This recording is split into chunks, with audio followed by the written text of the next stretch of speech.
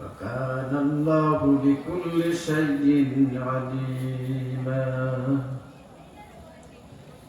إن الله وملائكته يصلون على النبي يا أيها الذين آمنوا صلوا عليه وسلموا تسليما اللهم صل على سيدنا مولانا محمد وعلى آل سيدنا مولانا محمد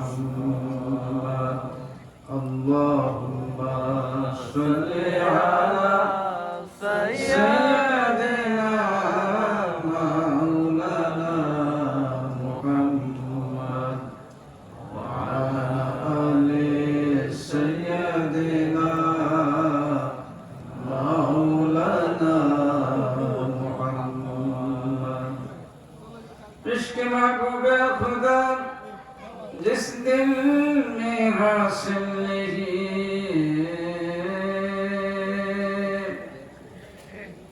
इश्क महबूब खुदा जिस दिल में हासिल नहीं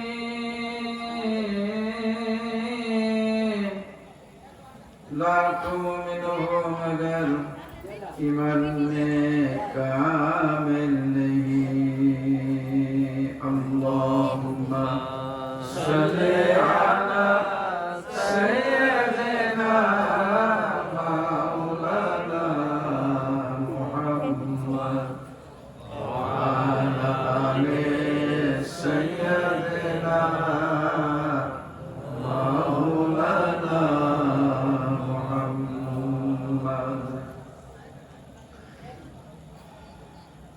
अल्हम्दुलिल्लाहि अला जालिक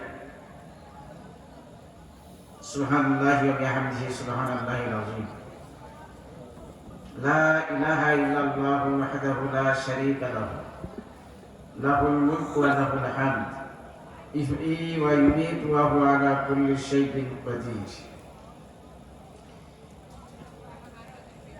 যিনি আমাদের সৃষ্টি করেছেন যিনি আমাদের জীবন দিয়েছেন মৃত্যু দান করেন রিজিক দান করেন যিনি সমস্ত সৃষ্টিবস্তু সৃষ্টিকর্তা পালনকর্তা মহাবিশ্বের মহাপালয়িতা সেই জাত পাকের জন্যই সমস্ত প্রশংসা প্রশস্তি স্তব স্তুতি উচ্চতা বরত্ব শ্রেষ্ঠত্ব মহিমা গৌরব পরাক্রম একমাত্র সেই জাত পাকের জন্য তার প্যারা হাবিব প্রেমাস্পদ রাসূল সাইয়্যিদুল মুরসালিন ইমামুল মুরসালিন রাহমাতাল লিল আলামিন জনাবে মুহাম্মদুর রাসূলুল্লাহ সাল্লাল্লাহু আলাইহি ওয়াসাল্লাম অন্যান্য আম্বিয়া আলাইহিমুস সালাতু ওয়াস সালাম সাহাবে কিরাম রাদিয়াল্লাহু তাআলা আনহুম আজমাইন এবং আল্লাহ পাকের যত প্রিয় বান্দা বান্দীরা এই দুনিয়া ছেড়ে চলে গিয়েছেন প্রত্যেকের প্রতি উনাদি অনন্ত কাল ধরে যাবতীয় প্রকারের কৃষ্ট সালাত ও সালাম অবারিত ধারায় বর্ষিত হতে থাক সবাই বলুন আল্লাহুম্মা আমিন আল্লাহুম্মা আমিন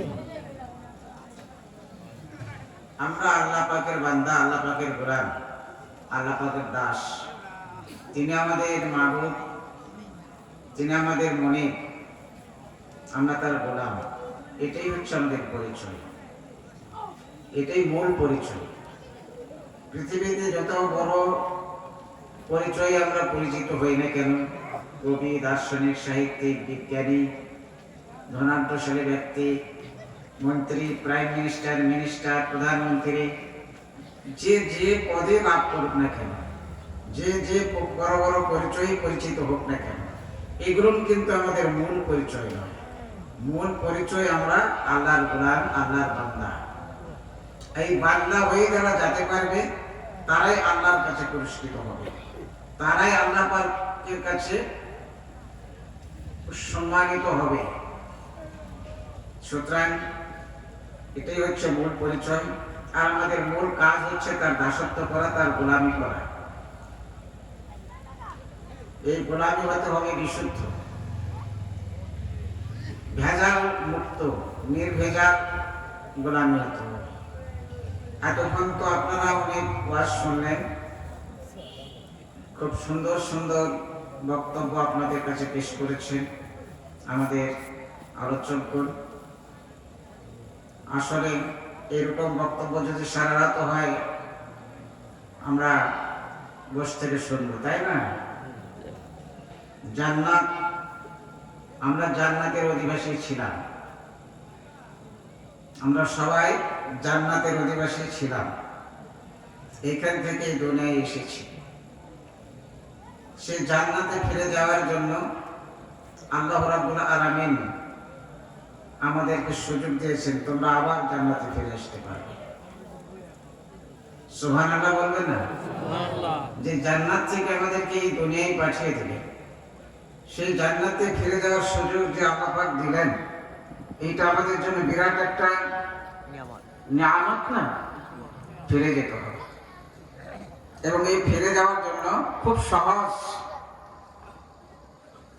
দুইটি কাজ দিয়েছেন আমাদের আল্লাহ পাক। সুসংবাদ আমাদেরকে দিয়েছেন, ওয়াবাশশিরিল্লাযীনা আমানু ওয়া আমিলুস সালিহাত, যারা ঈমানদার এবং আমলে সালেহ অধিকারী তাদের জন্য শুভ সংবাদ। কিসের? আন্না লাহুম জান্নাতিন তাজরি মিন তাহতিহাল আনহার, এমন জান্নাতের যে জান্নাতের পার্শ্ব দিয়ে নহর সমূহ প্রবাহিত হয়েছে।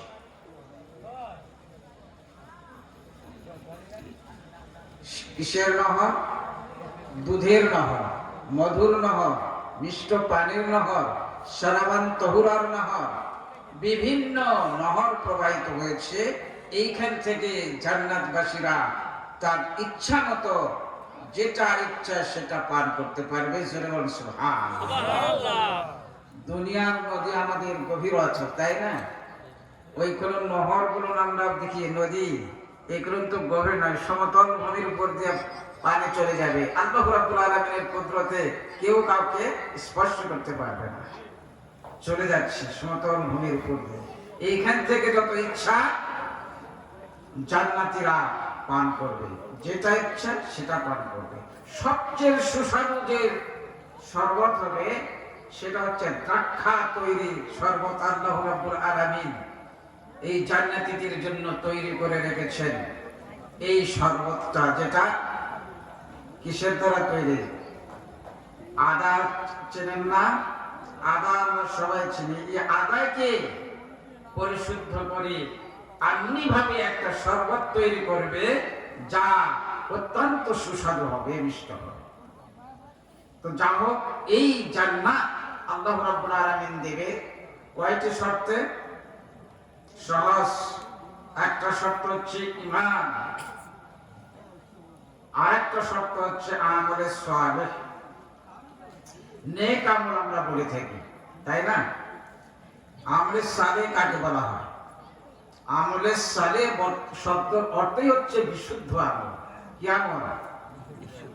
পবিত্র আমল।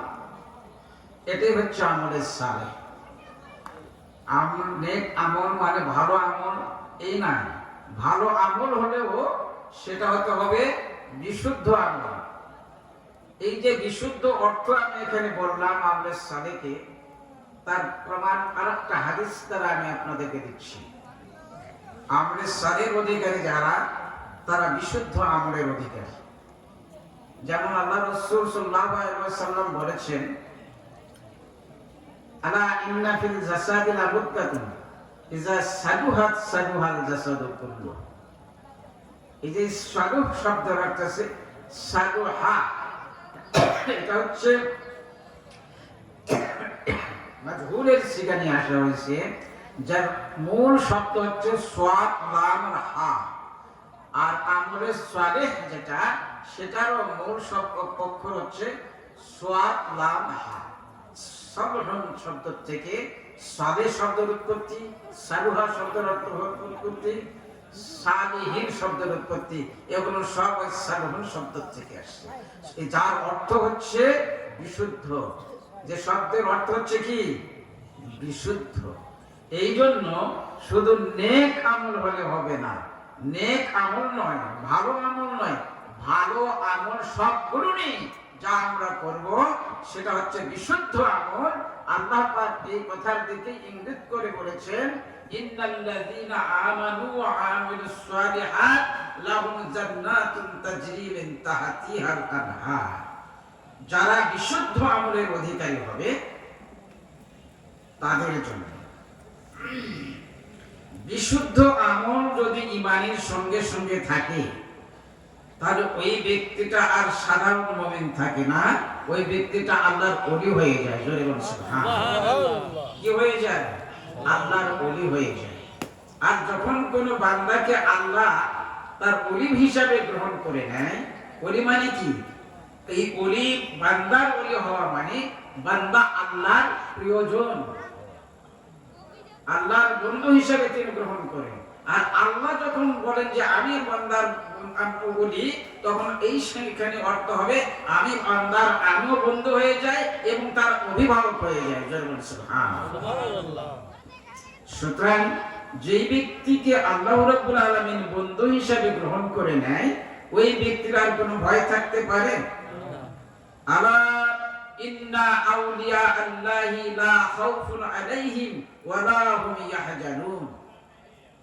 এইখানে আল্লাহ রাব্বুল আলামিন ইরশাদ করেছেন, আলা শব্দ ব্যবহার করে, সাবধান পৃথিবীর মানুষ, তোমরা আমার বন্ধুদের ব্যাপারে শুনে নাও।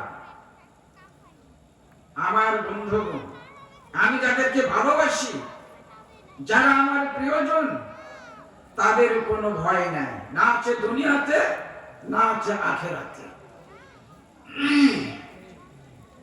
আছে কোনো ভয়? আপনারা হযরত ইব্রাহিম আলাইহিস সালাতু ওয়াস সালামের কথা শুনেছেন? আল্লাহর নবী ছিলেন। আল্লাহর বন্ধুদের ভিতরে স্তর আছে। বন্ধুরা স্তর আছে। কিছু বন্ধু আছে যাদেরকে আল্লাহ রাব্বুল আলামিন নির্বাচন করে পাঠিয়েছেন, তারা হচ্ছে আল্লাহর নবী, আল্লাহর রাসূল। আল্লাহ রাব্বুল আলামিন পরওয়ারদিগারে আলম কে এত ভালোবাসেন, তার জীবনের সর্বস্ব দিয়ে ইব্রাহিম আলাইহিস সালাম আল্লাহকে খুশি করার জন্য চেষ্টা করেছেন। এমন বন্ধু, এমন প্রেমিক, যার কারণে আল্লাহ রাব্বুল আলামিন তাকে খলিল উপাধি দিয়েছেন। কি উপাধি দিয়েছেন? খলিল উপাধি দিয়েছেন। আর আমার আপনার নবীকে আল্লাহ রাব্বুল আলামিন হাবিবুল্লাহ হিসাবে গ্রহণ করেছেন। জোরে বলুন সুবহানাল্লাহ। খলিলুল্লাহ আর হাবিবুল্লাহর মধ্যে পার্থক্য। খলিলুল্লাহ তিনি আল্লাহকে পাওয়ার জন্য, আল্লাহকে খুশি করার জন্য যা কিছু করার লাগে করতে পারবে। আর হাবিবুল্লাহ শব্দের অর্থ হচ্ছে আল্লাহ পাক তার বন্ধুর জন্য যা কিছু প্রয়োজন তা সবকিছু দান করবে। জোরে বলুন সুবহানাল্লাহ। এটা হচ্ছে হাবিবুল্লাহ আর খলিলুল্লাহর মধ্যে পার্থক্য। সংক্ষিপ্তভাবে আমি বললাম, ইব্রাহিম আলাইহিস সালাম আল্লাহকে খুশি করার জন্য সবকিছু করেছেন, যেহেতু তিনি আল্লাহর বন্ধু। এবং আল্লাহ রাব্বুল আলামিন তার অনেক পরীক্ষা দিয়েছেন। কথা ঠিক না? বাঁচিয়েছেন, বাঁচান নাই। ইব্রাহিম আলাইহিস সালাম যিনি আল্লাহর কাজ করতেছেন,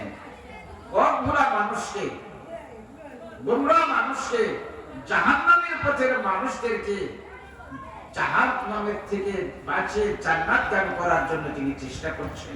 যাদেরকে বাঁচানোর জন্য তিনি চেষ্টা চালাচ্ছেন, তারাই তার সত্য হয়ে গেল। কি কথা ঠিক না বেঠি? ব্যাপারটা এরকম না। কোন লোক পুকুরে পড়ে গিয়েছে বা নদীতে পড়ে গিয়েছে, সাঁতার জানে না, ওকে উদ্ধার করার জন্য যে যাচ্ছে, যদি সে তার হাতটা ধরে উঠে আসে, সে বাঁচবে না? বেঁচে যাবে। আর যদি সে বলে না হাত ধরবে, কাটাছিটা যাতে ধরতে না পারে, ও নির্বোধ না বুদ্ধিমান? নির্বোধ। নবী আলাইহিস সালাতু ওয়াস সালামকে আল্লাহ রাব্বুল আলামিন আল্লাহর নবীদেরকে পাঠিয়েছেন ওই ডুবন্ত মানুষদেরকে, জাহান্নামে ডুবে যাচ্ছে এই মানুষদেরকে বাঁচানোর জন্য, তাদের হাত ধরে তুলে আনার জন্য বাঁচাচ্ছে। যারা বুদ্ধিমান তাদের হাত ধরে তারা চলে আসছে, আর যারা নির্বোধ তারা তাদের শত্রু হয়ে গিয়েছে, তাদের সঙ্গে অত্যাচার করেছে, নির্যাতন করেছে, হত্যা করেছে, অপমানিত করেছে। কথা ঠিক না বেঠিক? নমরুদ এইরকমই কাজ করেছে এবং তার অনুসারীরা। আল্লাহ রাব্বুল আলামিন কোরআন দেখে আলম এই জ্বলন্ত দাউ দাউ করে জ্বলছে আগুন, মাইলকে মাইল দূর থেকে যার উত্তাপ পাওয়া যাচ্ছে, কয়েক মাস ধরে জ্বালানি তৈরি করে সে আগুন সে জ্বালিয়েছে, আর ইব্রাহিম আলাইহিস সালামকে এখানে ফেলে দিবে। সবাই আসছে তাকে রক্ষা করার জন্য, যা আল্লাহ প্রেমিক সৃষ্টি। কিন্তু তিনি তাদের কারো সাহায্য গ্রহণ করেননি। উনি বলেন, আপনার যিনি স্রষ্টা, আমার তিনি স্রষ্টা। আমি যাকে ভালোবাসি তিনি কি আমার এই অবস্থা দেখেন না? মিকাঈল আলাইহিস সালাম বললেন, আমি বৃষ্টি বর্ষণ করে আপনাকে রক্ষা করব, হুকুম দেন। বলে না, আপনার মালিক যিনি, মেঘের মালিক যিনি, আমার মালিক যিনি, তিনি তো আমাকে দেখতেছেন, আমাকে তো তিনি ভালোবাসেন, আমি তাকে ভালোবাসি, আমি তার দিকে তাকিয়ে রইলাম। জোরে বল সুবহানাল্লাহ। তাকে আগুনে ফেলে দেওয়া হলো। আল্লাহ রাব্বুল আলামিন তাকে বাঁচিয়ে দিলেন। এই কথাটা দুনিয়ার সমস্ত মানুষকে জানিয়ে দেওয়ার জন্য আল্লাহ পাক কোরআনুল কারীমের ভিতরে এটা ব্যক্ত করেছেন, মানুষ জানো আমি আমার খলিলকে কিভাবে এই দাউ দাউ করে জ্বলন্ত আগুন থেকে আমি রক্ষা করেছি। কুলনা ইয়া নারু কুনি বারদাউ ওয়া সালামান আলা ইব্রাহিম।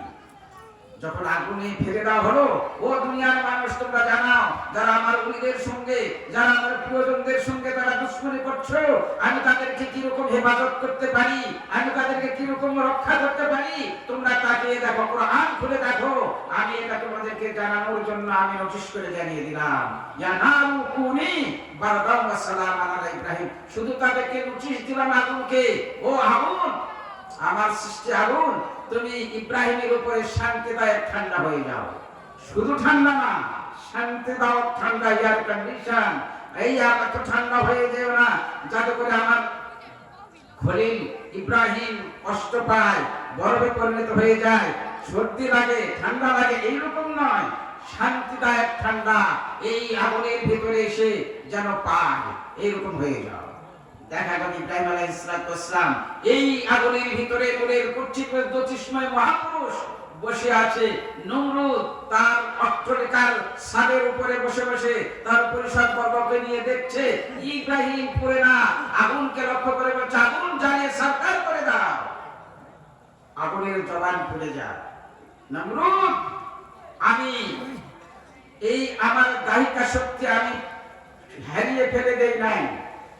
আমি ইচ্ছা করলে তোমার পরিষদ বর্গ সহ, তোর অট্টালিকা সহ সবকিছু আমি জ্বালিয়ে সারকার করে দিতে পারি, কিন্তু ইব্রাহিমের একটা পশম জ্বালানোর মতো ক্ষমতা আমার নেই। আমি আল্লাহ রাব্বুল আলামিনের হুকুমে তার প্রতি শান্তিদায়ক ঠান্ডা হয়ে গিয়েছি। জোরে বলুন সুবহানাল্লাহ। এই জন্য আল্লাহ রাব্বুল আলামিন বলেছে, আমি আমার বন্ধুদেরকে দুনিয়া থেকে এরকম সাহায্য করব, তাদেরকে বাঁচাবো, তাদের কোনো ভয় নাই, চিন্তা নাই, দুনিয়া তো আখিরাত নেই। লাহুমুল বুশরা ফিল হায়াতিদ দুনিয়া ওয়া ফিল আখিরাহ। এই আল্লাহর বন্ধু হইতে এখানে কি শর্ত দিয়েছে জানেন? আল্লাযীনা আমানু ওয়া কানু ইয়াত্তাকুন। ইমানদার হতে হবে এবং জাতা মাতা ইমানদার নয়। এখানে বলা হয়েছে ইয়াত্তাকুন, মুত্তাকি হতে হবে, মুত্তাকি হতে হবে। আল্লাহ রাব্বুল আলামিন উন্নত বলেছেন, উজলিফাতিল জান্নাতু লিল মুত্তাকিন। আরে আমি জান্নাত তো তৈরি করেছি শুধুমাত্র মুত্তাকিদের জন্য। জোরে বলুন সুবহানাল্লাহ। এই জন্য মুত্তাকি হতে হবে, তাকওয়া অর্জন করতে হবে। এই আর তাকওয়া আর ঈমান যদি থাকে তাহলে সে ব্যক্তি আল্লাহর ওলি। আর আল্লাহর ওলি যারা হবে তাদের স্তর আছে। কিছু আল্লাহর ওলি আছে, আল্লাহ রাব্বুল আলামিন তাদেরকে ভালোবাসেন, মহব্বত করেন, তাদের প্রতি খুশি, কিন্তু তারা মুকাম্মেল না। তারা নিজেরা নিজের এই 3.5 হাত বড়ের রাজ্যকে হেফাজত করতে পারবে, কিন্তু পূর্ণকে কামিল বানানোর যোগ্যতা আল্লাহ পাক তাদেরকে দেয়নি। আর আল্লাহ পাকের এমন কিছু প্রয়োজন আল্লাহর ওলি আছে যাদেরকে আল্লাহ রাব্বুল আলামিন নিজেকে কামিল করেছে এবং আল্লাহ পাক তাকে কামিলে মুকাম্মেল করেছেন, যাতে করে আমার অনেক অন্যান্য বান্দাদেরকে কামিল আল্লাহর ওলি বানিয়ে দিতে পারে। সুবহানাল্লাহ। এই সমস্ত দিকে এই দিকে লক্ষ্য করে আল্লাহ রাব্বুল আলামিন সাধারণ মুসলমানদেরকে লক্ষ্য করে বলেছেন, ইয়া আইয়ুহাল্লাযীনা আমানু তাকুল্লাহা ওয়া কুনু মা'আস সাদিকিন। হে আমার ঈমানদার বান্দারা, ঈমানদারদেরকে কিন্তু বলছেন, বেঈমানদেরকে বলেননি। ইয়া আইয়ুহাল্লাযীনা আমানু তাকুল্লাহ, হে ঈমানদাররা তোমরা আল্লাহকে ভয় করো আর তাকওয়া, ইত্তাকুল্লাহ মানে তাকওয়া, তাকওয়া অর্জন করো। আর এই তাকওয়া অর্জন করার জন্য আমার কিছু কামেলে মুকাম্মেল, আমার কিছু বন্ধু আছে, আমার আল্লাহর ওলি আছে, তাদের সঙ্গ লাভ করো, তাহলে তোমরাও তাদের সংস্পর্শে গিয়ে নিজেরা কামেল হয়ে যাবে। সুবহানাল্লাহ। তারা হচ্ছে সাদিকিন। এই সাদিকিনের তাফসীর করতে গিয়ে মুফাসসিরিন کرام বলেছেন, আস-সাদিকিন মুরাদু বিহি সুফিয়াতুল কিরাম। সাদিকিন বলা হয় এর দ্বারা উদ্দেশ্য হচ্ছে সুফিয়ানি কিরাম, আল্লাহর ওলিদেরকে। এই পাক ভারত মহাদেশ শুধু নয়, সারা বিশ্বের মুসলমানরা সুফিয়া নামে, সুফি সম্প্রদায় নামে সবাই চেনে। কথা ঠিক না বেঠিক? সুফি মাশেক, পীর মাশেক, এটা কি আজকে নতুন শব্দ আবিষ্কার? পীর মাশেক নতুন শব্দ? যুগ যুগ ধরে মানুষরা পীর মাশায়েখদের সঙ্গে পরিচিত, পীর মাশায়েখদেরকে চিনে, পীর মাশায়েখদেরকে জানে। আমি আমার ছোট্ট একটা বই লিখেছি, তাজকিয়া বইটা আনতে ভুলে গিয়েছি। এর ভিতরে আমি লিখেছি যে মানুষ অনেকেই এই প্রশ্ন করে মানুষকে পীর মাশায়েখদের কাছ থেকে দূরে রাখার চেষ্টা করছে। তার ভিতরে একটি দল হচ্ছে মৌদুদীপন্থী। এরা বলে পীর মাশায়েখের কথা কোরআন শরীফে নেয়, আর পীর মাশায়েখদের থেকে মুসলমানদেরকে এমনি দূরে রাখতে হবে যেমনি ভাবে ডায়াবেটিস রোগীকে চিনি থেকে দূরে রাখা হয়। বলুন নাউযুবিল্লাহি মিন যালিক। পীর মাশায়েখের কথা আমি এখানে পড়েছি, পীর মাশায়েখের কথা কোরআন শরীফে নাই, আছে? নাই। পীরের কথা কোরআন শরীফে নেই, নামাজের কথাও কোরআন শরীফে নেই, রোজার কথাও কোরআন শরীফে নাই। কি কথা ভুল বললাম না? যে রোজা এবং নামাজের কথা বললে বলে আপনাদের একটু অবাক হয়ে গেলেন। আমরা নামাজ যুগ যুগ ধরে পড়তেছি, আমরা রোজা যুগ যুগ ধরে পড়তেছি, আজ নতুন নয়। অথচ নামাজের কথা কোরআন শরীফে নাই, রোজার কথা কোরআন শরীফে নাই। এ কথা আমি বলছি, কেন বলছি? এখানে আলিম ওলামা রয়েছেন, আপনারা আমার কথাটা একটু তাহাকিক করে দেখুন। 30 পারা কোরআন শরীফের ভিতরে কোন একটি জায়গাতে যদি নামাজ শব্দ দেখাতে পারে, আমি আপনার চিরদিন গোলামি করব। 30 পারা কোরআন শরীফের ভিতরে, হাদিস শরীফের ভিতরে কোথাও যদি এই শব্দ পান বা রোজা শব্দ দেখাতে পারেন, আমি আপনার গোলামি করব। আছে? নামাজের কথা, নামাজের কথা নেই। রমজান আছে, শাওন আছে, কি আছে? শাওন বলতে যেমন রোজা বোঝায়, সালাত বলতে যেমন নামাজ বোঝায়, মুর্শিদ বলতে এরকম পীর মাশায়েখ বোঝায়, সাদিকিন বলতে পীর মাশায়েখ বোঝায়, ওলি বলতে পীর মাশায়েখদের বোঝায়। আপনাদেরকে বোঝাতে পারলাম? সুতরাং নামাজও আমাদেরকে পড়তে হবে, রোজাও করতে হবে, পীর মাশায়েখদের কাছেও যেতে হবে নামাজ এবং রোজাকে ঠিক করার জন্য। কথা ঠিক না বেঠিক? নামাজ এবং রোজাকে ঠিক করার জন্য পীর মাশায়েখদের কাছে যেতে হবে। কেন যেতে হবে? এই যে কথা আপনারা শুনলেন, আরবের বিশুদ্ধতার কথা। বিশুদ্ধ কর্ম ছাড়া যদি কোনো আমল করা হয়, সে আমল আল্লাহ গ্রহণ করেন না। হাদিস শরীফে আসছে, বুখারী শরীফের হাদিস, ইন্নাল্লাহা, ভালো করে কোটেশন করে নেন আপনারা, ইন্নাল্লাহা লা ইয়াকবিলু মিন আবদিন আমানান হাত্তা ইয়াশহাদু আনহু মা বাদানিহি ওই আমল আল্লাহ পাক গ্রহণ করেন না যে আমলের সঙ্গে তার শরীরের সঙ্গে সঙ্গে কলবের উপস্থিতি না থাকে। আবার বলি, যে আমলের সঙ্গে শরীরের সাথে সাথে কলবের উপস্থিতি না থাকে ওই আমল আল্লাহ কবুল করেন না। এটা কথা বলেছেন কে? জনাবে মুহাম্মদুর রাসূলুল্লাহ, আমার আপনার নবী, আমার আপনার রাসূল জনাবে মুহাম্মদুর রাসূলুল্লাহ সাল্লাল্লাহু আলাইহি ওয়াসাল্লাম বলেছেন। সুতরাং কেমন করে এটা হবে? যেমন আমি নামাজ পড়ি, নামাজ পড়ার করে বিনা ওযুতে কেউ নামাজ পড়ে? অপবিত্র অবস্থায় কেউ নামাজ পড়ে? নাপাক কাপড় নিয়ে কেউ নামাজ পড়ে? পূর্ব দিকে কেউ নামাজ পড়বে? হাত ছেড়ে দিয়ে নামাজ পড়বে কেউ? আমাদের মাযহাবের কথা বলছি, অন্যান্য মাযহাবে হাত ছেড়ে দিয়ে নামাজ আছে, নামাজ পড়বে? পড়বে না। এগুলো শরীয়তের মাসলা, সব ঠিকঠাক করে নামাজে দাঁড়ালে না। এখন আমার পাপটা নামাজে যখন নিয়তে দাঁড়ালাম, ইন্নী ওয়াজ্জাহতু ওয়াজহিয়া লিল্লাযী ফাতারাস সামাওয়াতি ওয়াল আরদা হানিফাম ওয়া মা আনা মিনাল মুশরিকিন করে ফেলে দিলাম। আমি পুরোপুরি অভিমুখ হয়ে গেলাম তার দিকে, যিনি আকাশ এবং পৃথিবীর স্রষ্টা, তার দিকে অভিমুখ হয়ে গেলাম।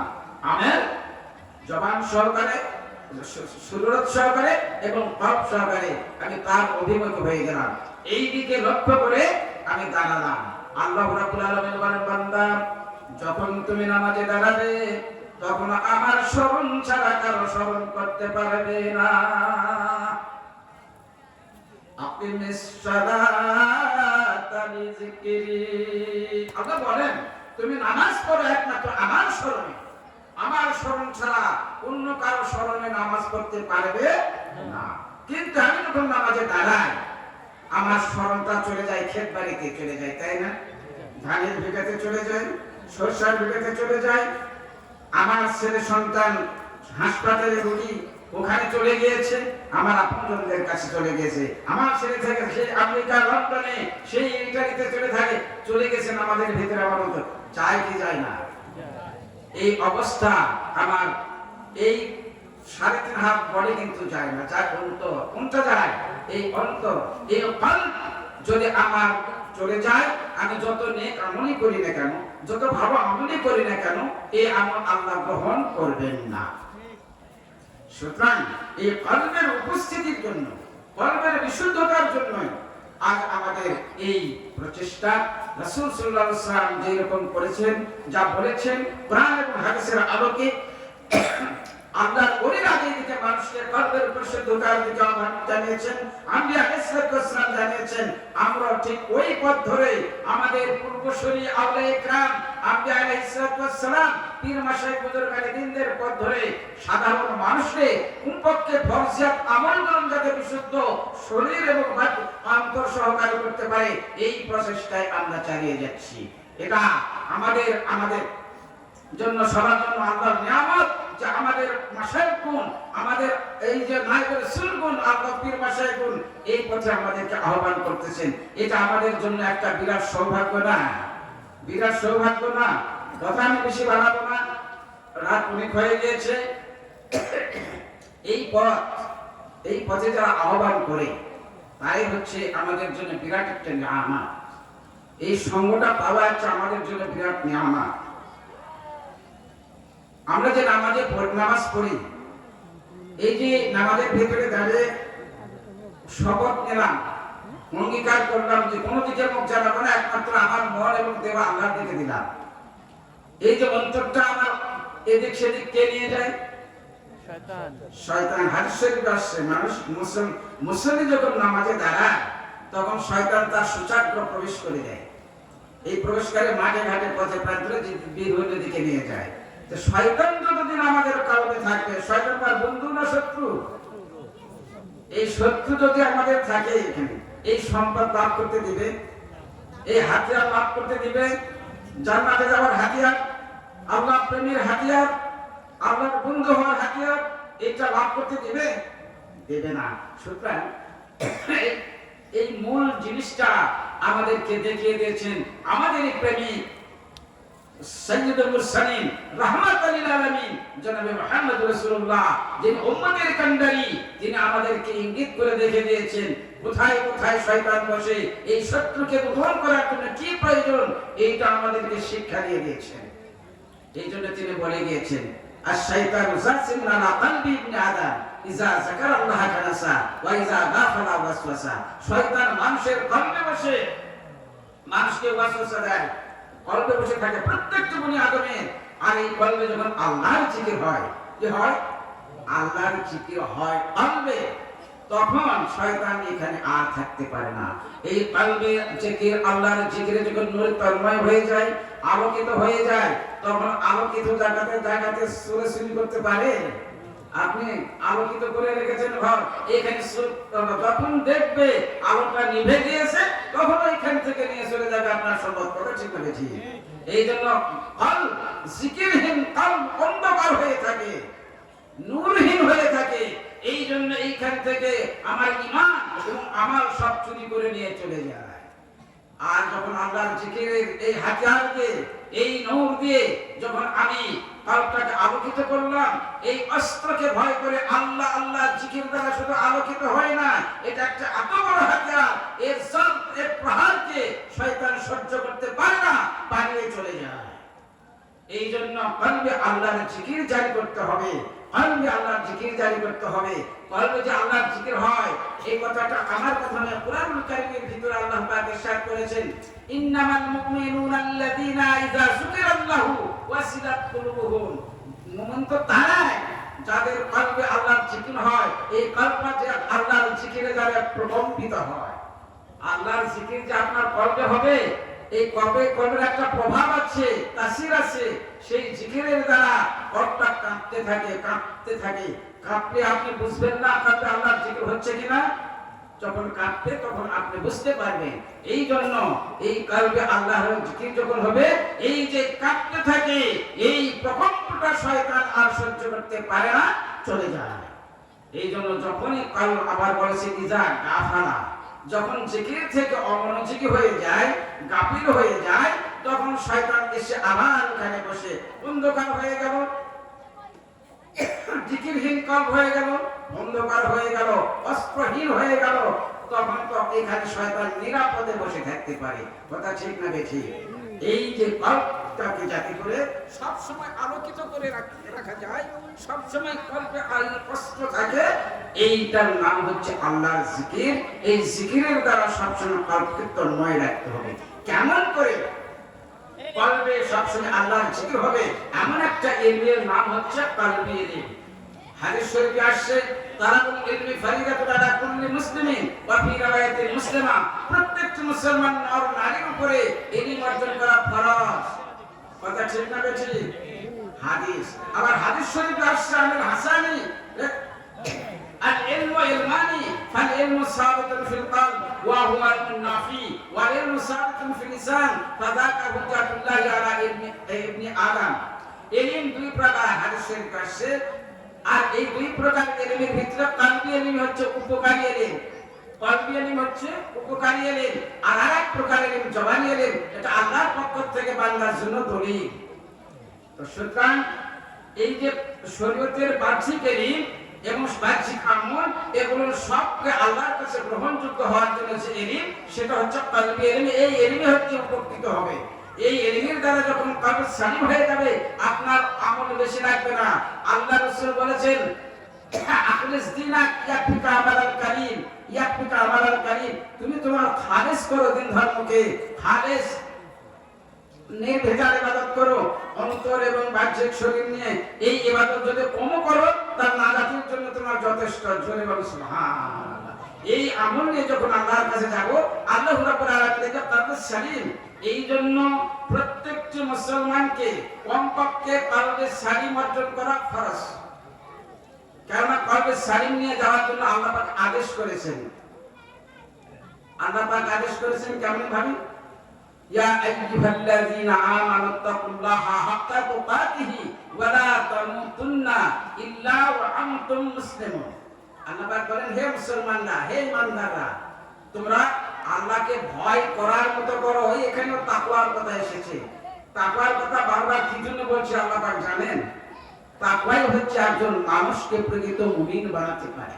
আর তাকওয়া কোথায় থাকে? হাদিস শরীফে আসছে তাকওয়া হাউনা, আর তাকওয়া হাউনা আশারা ইলা সাদরিহি সালাসা মিরামি।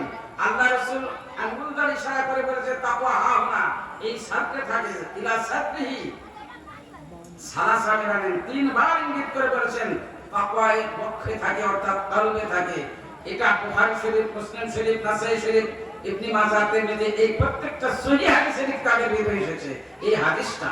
সুতরাং তাকওয়া এইখানে থাকে। সুতরাং যে ব্যক্তি তাকওয়া অর্জন করতে পারলো সে পুরোপুরি মুমিন হয়ে গেল। আর এই পুরা মুমিন হয়ে তাকওয়া অর্জন করে যখন একজন ব্যক্তি আল্লাহ পাকের কাছে যাবে মুসলিম হয়ে, আল্লাহ পাক এই যে আদেশ করেছেন যে তুমি মুসলমান না হয়ে এসো না, মুসলমান না হয়ে এসো না, অর্থাৎ কলবে সালিমের অধিকারী না হয়ে এসো না। কলবে সালিমের অধিকারী ব্যক্তিকে মুসলিম বলা হয়। কি বলা হয়? মুসলিম বলা হয়। কলবে সালিমের অধিকারীকে মুসলিম বলা হয়। সালিম এটা হচ্ছে সালমান শব্দ থেকে আসছে। এই সালমান শব্দের ইসমে ফাইলের সঙ্গে হচ্ছে মুসলিম, মানে কর্তাবাচক ক্রিয়া যেটাকে বলা হয় মুসলিম। সালমান শব্দের ইসমে ফাইল হচ্ছে মুসলিম।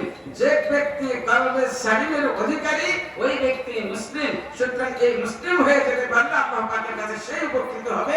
লা ইয়ানফাউ মালু ওয়ালা বানুন ইল্লা মান আতাল্লাহা বিকলবিন সালিম। আল্লাহ পাক বলেন ওই ব্যক্তি আল্লাহর কাছে উপকৃত হবে না, কোন উপকার দিতে পারবে না। লা ইয়ানফাউ, তার কোন উপকার দেবে না, তার মাল, তার সম্পদ, তার সন্তান সন্ততি, দুনিয়াতে যাতে যে বস্তুগুলো ভালোবাসে এই ভালোবাসার জিনিসগুলো তাকে উপকার দিতে পারবে না। ইল্লা, ইস্তিসনা দিয়ে বললেন হ্যাঁ ওই ব্যক্তি উপকৃত হবে মান আতাল্লাহা বিকলবিন সালিম, যে ব্যক্তি কলবে সালিম হয়ে অর্থাৎ প্রকৃত মুসলিম হয়ে আমার কাছে আসতে পারবে। জোরে বলুন সুবহানাল্লাহ। আর কলবে সালিমের অধিকারী হতে হলে কলবে সালিম করার মতো ইলম যেটা সেটা হচ্ছে কলবে ইলম। কথা বুঝাতে পারলাম? এটা জানার জন্য যারা কলবে সালিমের রূহানি ডাক্তার তাদেরকে বলা হয় কলবে সালিমের অধিকারী, রূহানি চিকিৎসক বলা হয়। আল্লাহর ওলিদেরকে, পীর মাশায়েখদেরকে তাদের কাছে বায়াত গ্রহণ করে এই ইলমটা শিক্ষা লাভ করতে হবে। পাওয়া যায় এরকম কোথাও? আমি যদি ফিকহ শিক্ষা লাভ করে ফিকহবিদ হতে চাই, আমি তাফসীরবিদ হতে চাই, তাহলে ফিকহ নিয়ে মাদ্রাসায় পড়তে হবে, তাফসীর নিয়ে পড়তে হবে। আমি যদি দর্জি কাপড় সেলাই শিখতে চাই, দর্জি হতে চাই, একজন দর্জির কাছে আমাকে প্রশিক্ষণ দিতে হবে। কথা ঠিক না ঠিক? আমি যদি একজন ডাক্তার হতে চাই, মেডিকেল কলেজে ভর্তি হতে হবে। কথা ঠিক না ঠিক? আমি যদি একজন কলবে সালিমের অধিকারী হতে চাই, তাহলে কলবে সালিমের অধিকারী রূহানি চিকিৎসক তাদের কাছে আমাদের সঙ্গ দিতে হবে। কথা ঠিক না? এই জন্য আমরা আপনাদের কাছে আমরা একটা দিক নির্দেশনা দিচ্ছি, যেখানে গেলে আপনি সবাই কলবে সালিম লাভ করতে পারবো। তাদের কথা মতো চললে, তাদের দিক নির্দেশনা যদি আমি চলতে পারি, তাহলে ইনশাআল্লাহুল আজিজ কলবে কমপক্ষে সালিম নিয়ে আল্লাহর কাছে যাব, আল্লাহর প্রিয় ভাজন হব।